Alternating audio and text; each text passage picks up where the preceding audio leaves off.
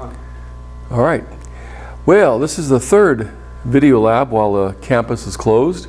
By the way, that humming you're hearing is not a problem in the video. There really is a device up here that's humming quite a bit. That's a 60 hertz hum. We're going to deal with standing waves. And how we form standing waves, we have a wave, this one here going to the right, and we have another wave, probably a reflection, going to the left. And what happens if it's the same frequency of wave, just going opposite directions, you have the wave coming back doing things like this.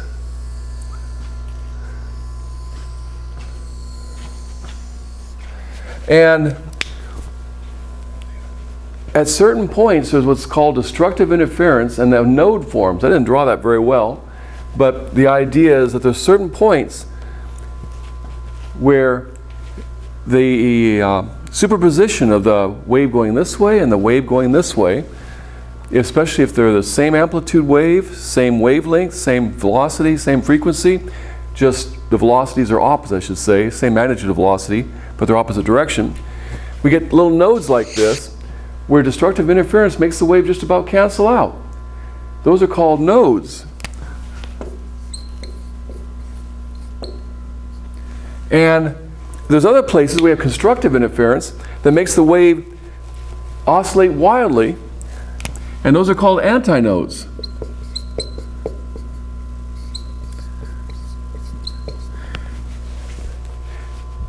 And this is called a standing wave because literally it looks like a wave that's standing still.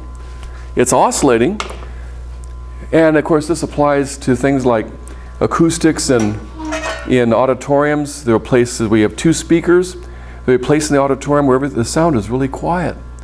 And then there's other places in the auditorium where the sound is really loud because you're at nodes and antinodes, and sound technicians are always concerned about that. That's why they don't like two speakers. They want several speakers to try to compensate for things like that. So here I'm going to show you on this string here, we can zoom in here a bit, on this string, and if you look, the string in some places looks like it's oscillating quite a bit. And if you look at the string in other places, it's not oscillating very much at all.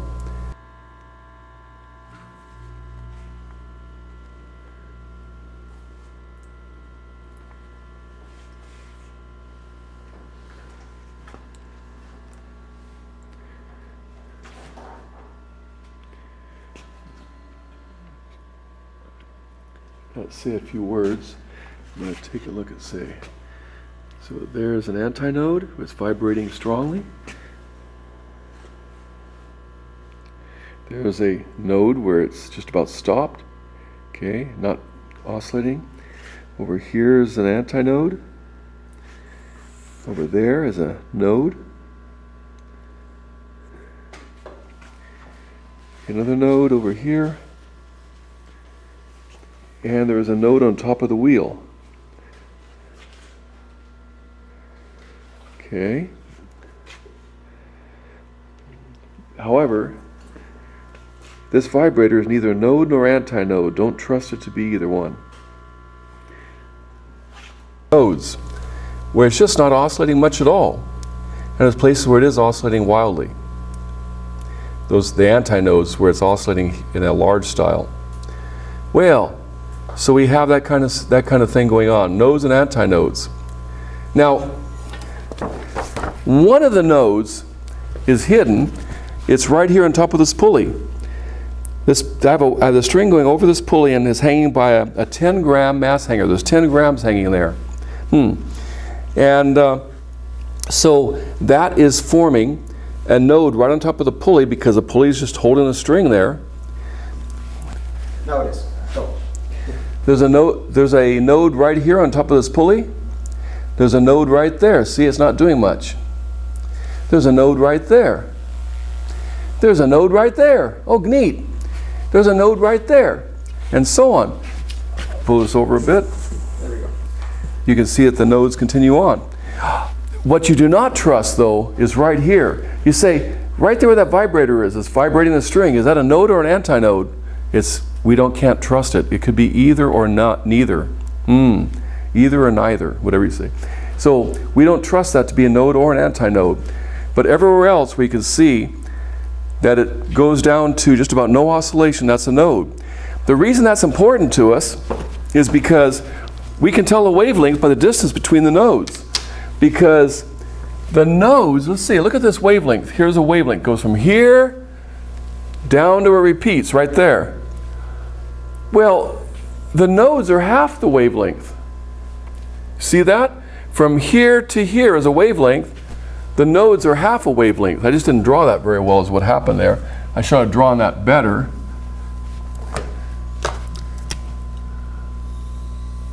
Okay. And so if you measure the distance between nodes, you have half a wavelength. You get the wavelength of the string. But wait a second, we know the vibrations too. The vibrations are 60 hertz. That vibrator does it 60 hertz. And we know that the speed of the wave is the frequency times the wavelength. Frequency times wavelength. Okay? And so if this is 60 hertz,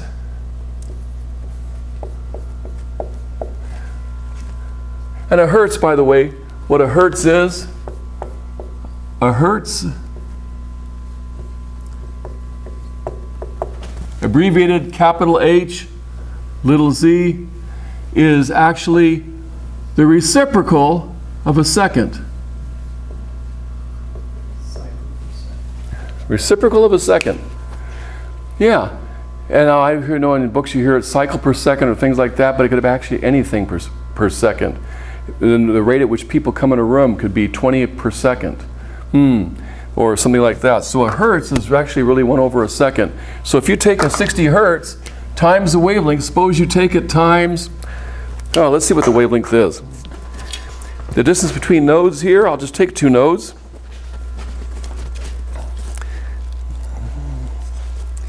And I'll measure the distance between that node and this one over here. So the distance between that node and let's go 2 nodes further is about 42 centimeters. So if I go 42 centimeters,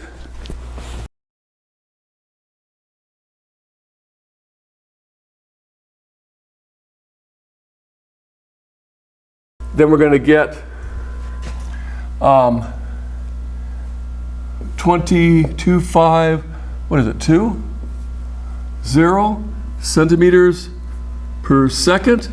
Okay, so that's about how many centimeters per second that wave is going in that string. Now, how we're going to do it in this experiment, I would like you to take a look at this lab.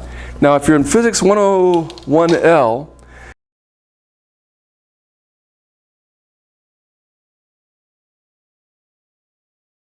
and it kind of looks like this is 3 tables. And we'll go over them. Okay, now what it wants you to do is find the wavelength in the first part the way I did. Now let's look at that table. The top tells you how much mass to hang. The first column there in part 1 says 10 grams. My hanger over here is 10 grams. So I'm hanging 10 grams. So there's the first one. And I get about 42 centimeters. Okay. But I measure from one node, not to the next node, but to the one after that. What they usually have you do in this experiment, you see what it says distance between nodes? They want you to measure the distance between 2 adjacent nodes and put it in the table. Then just multiply by 2. Well, I thought, might as well just take and measure from one node, skipping the next node, going to the next one. And that's how I got my 42 centimeters. So in this string, the waves are traveling at 2,520 centimeters per second in this string. But that's only when 10 grams are hanging. You'll see in your textbook, whether your lecture instructor mentions it or not, or you can look it up on the internet, the speed of the waves in a string is a function of the tension in the string, the force you apply. What if I double the force? The next one says,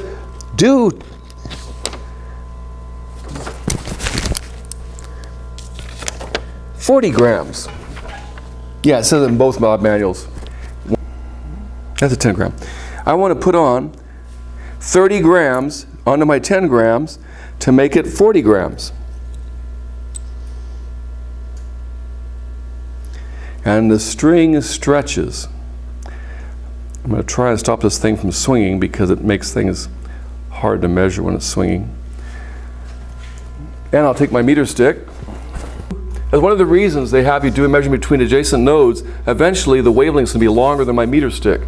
Now I have longer sticks, but they want to make it easy, so I'm going to measure here to skipping one node and going to the next, and I get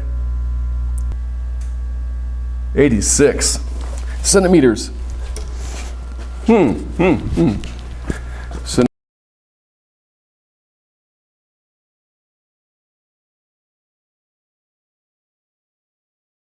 let's take another one. It says, let's try 90 grams.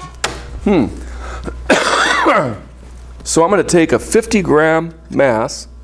I'm going to put a 50 gram mass on here.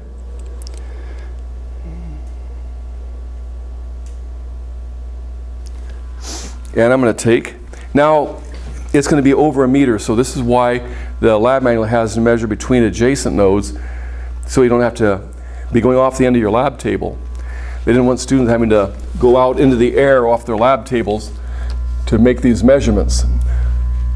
So I'm going to put that meter stick there. From that node to the very next node, right here, is 64. Now that's 64 centimeters between adjacent nodes.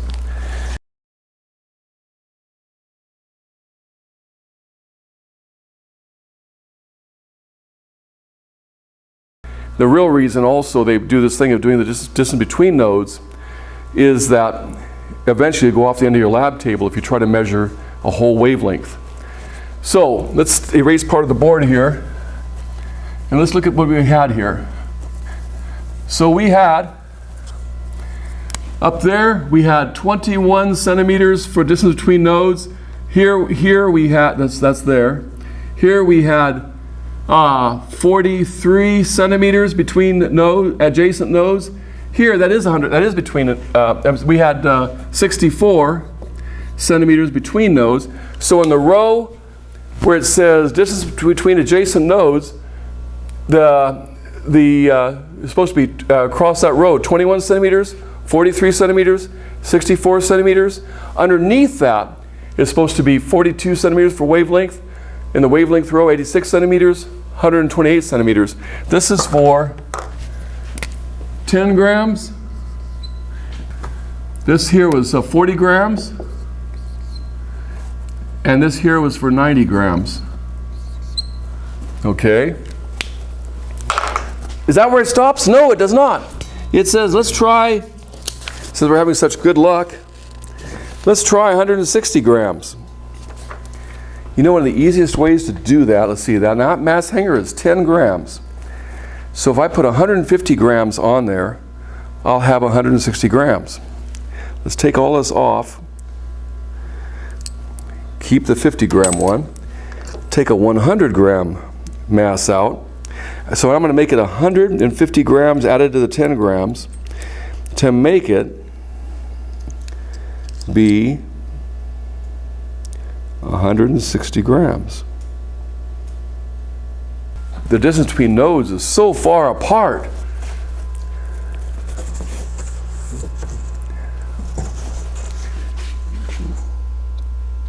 There's a node there. There's one on top of the pulley. I wonder if my meter stick can even read that. I don't think so. And if I have to, I have 2 meter sticks. 85. Now that's 85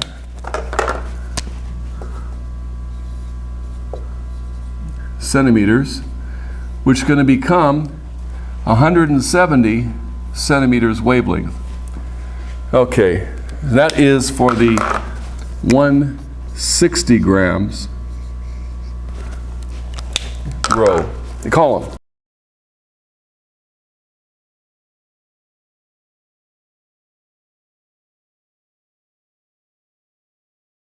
The last one, which is going to take the full length of the string just about, is to put 250 grams on there.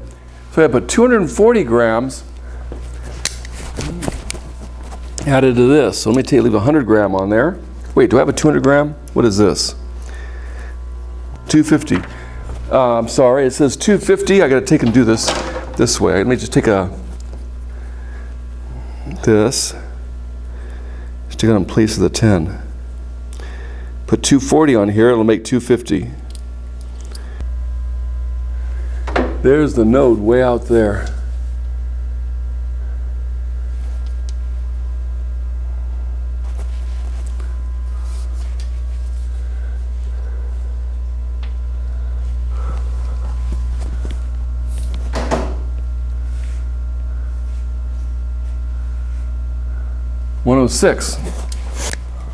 .106 centimeters. Is that over the top of that? Is that showing? Okay. And that gives 212 centimeters wavelength, and that was for 250 grams.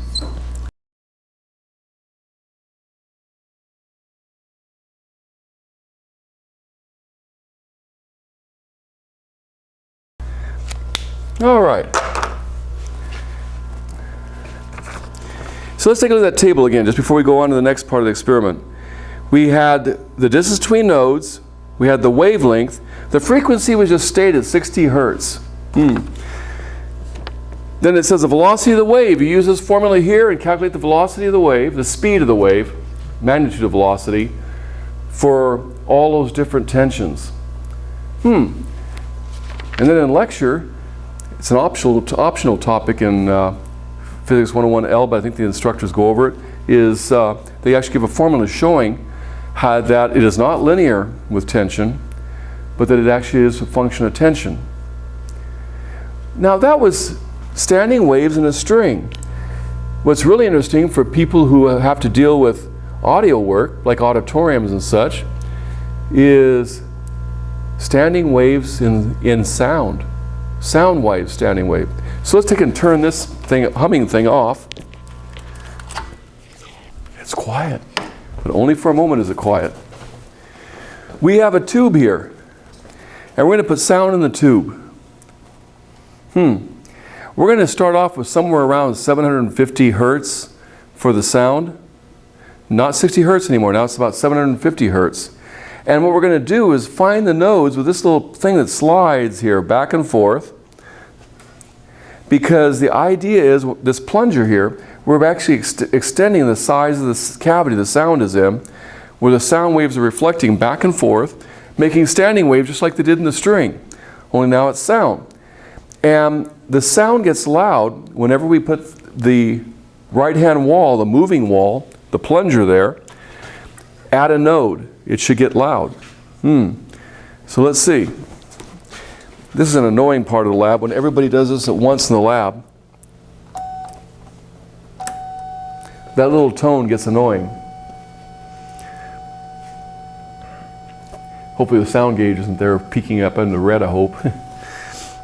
Okay, so I'm going to do it. I'm going to put a meter stick here. I'm going to measure the distances to some nodes. I'm not going to write them on the board. I'm just going to say them.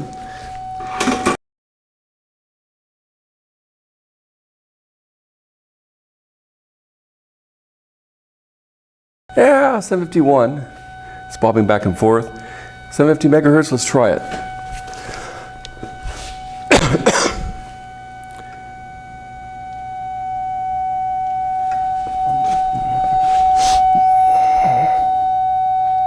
.12 centimeters.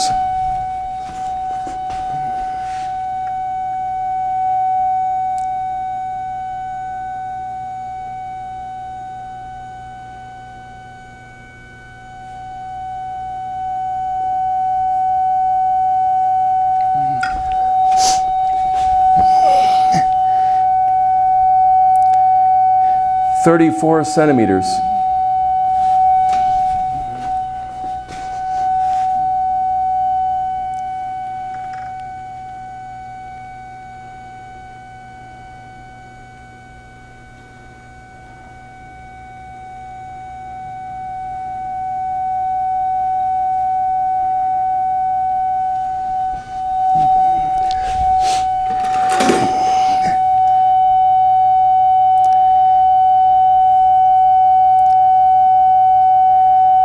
58 centimeters.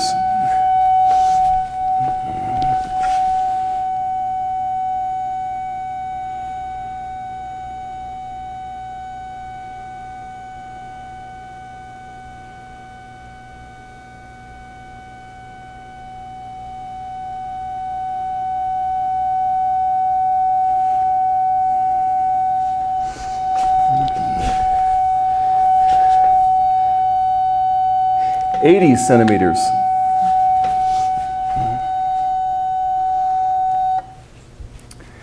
Okay, let's go back over here.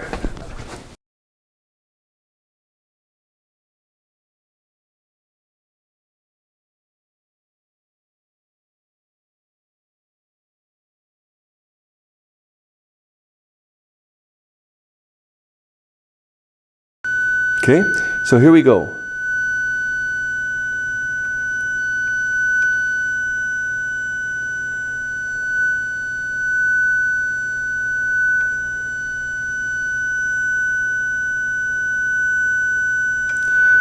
Okay, you've got one at 8 centimeters. 8 centimeters. This is the 1500 hertz.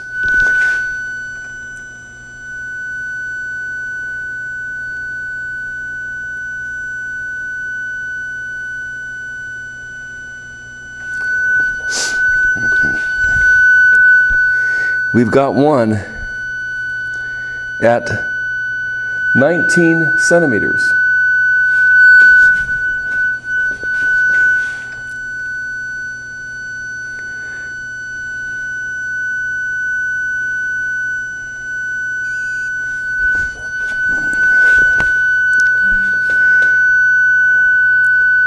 We've got one at 30 centimeters.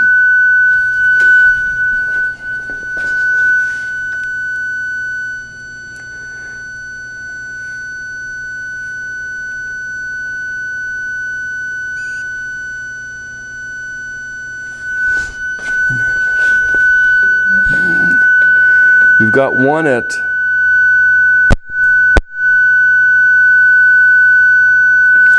check real quick.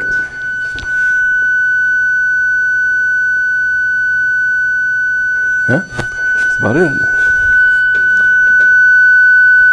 About 43 centimeters.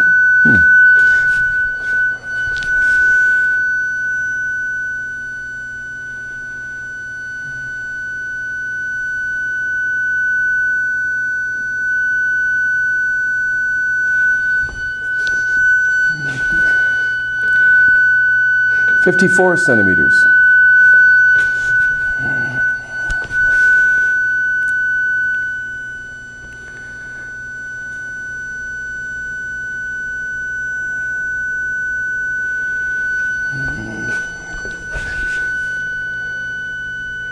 "65 centimeters. That's more than I think you have room for on your table there on the top row for the 1500 hertz. Okay. We're going to go back and shoot the one for the lower frequency. I think I did it wrong.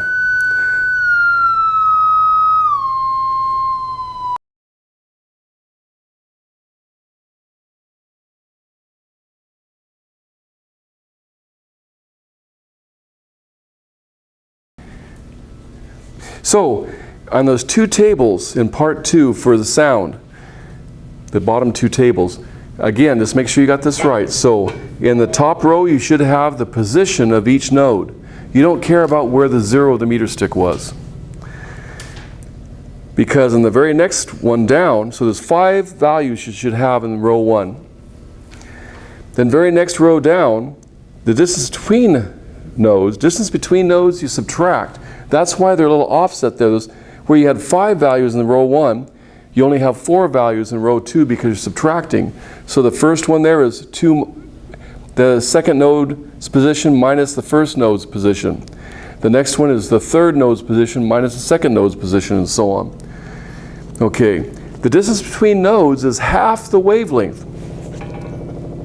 So the row where it says wavelength, you should have twice the value that you have in the row above where it says distance between nodes.